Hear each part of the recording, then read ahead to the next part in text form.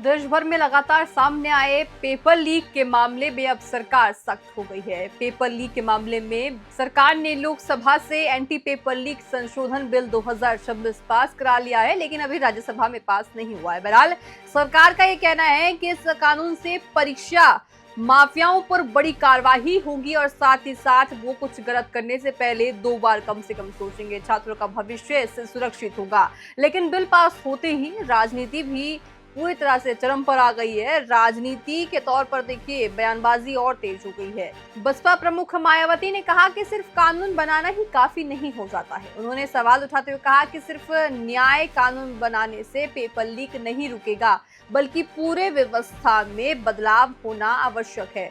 वहीं समाजवादी पार्टी के अध्यक्ष अखिलेश यादव का भी लगातार यही कहना है और निशाना वो सरकार को बनाते हुए नजर आ रही है। लोकसभा से एंटी पेपर लीक संशोधन बिल 2026 पास होने के बाद अब इस मुद्दे पर सियासत तेज हो गई है। सरकार का दावा है कि नए कानून से पेपर लीक कराने वालों पर पहले से ज्यादा सख्त कार्रवाई होगी और परीक्षा प्रक्रिया को पारदर्शी बनाया जाएगा। लेकिन बहुजन समाज पार्टी की प्रमुख मायावती ने इस दावे से पूरी तरह सहमति नहीं जताई है। उन्होंने सोशल मीडिया पर कहा कि केवल नया कानून बना देने से पेपर लीक जैसी गंभीर समस्या खत्म नहीं होगी। उनके मुताबिक अगर सरकार वास्तव में इस बीमारी को रोकना चाहती है तो पूरी शिक्षा व्यवस्था और परीक्षा में बड़े बदलाव करने होंगे। उन्होंने कहा कि जब तक सिस्टम में मौजूद कमियां दूर नहीं होंगी तब तक ऐसे मामले सामने आते रहेंगे। वहीं समाजवादी पार्टी के अध्यक्ष अखिलेश यादव ने भी इस पेपर बिल पर सवाल उठा दिए हैं।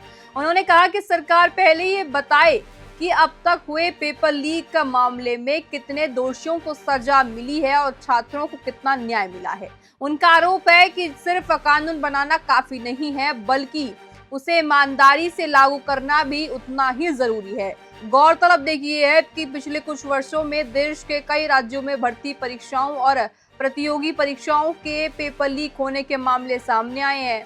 इस घटना से लाखों युवाओं का भविष्य प्रभावित हुआ है और सरकार पर भी सवाल खड़े हो गए हैं। अब ये बिल राज्यसभा से पास होने के बाद कानून बनेगा। ऐसे में सभी की नजर इस बात पर रहेगी कि नया कानून वास्तव में पेपर लीक पर लगाम लगा पाता है या फिर विपक्ष की ओर से उठाए जा रहे सवाल सही साबित होते हैं।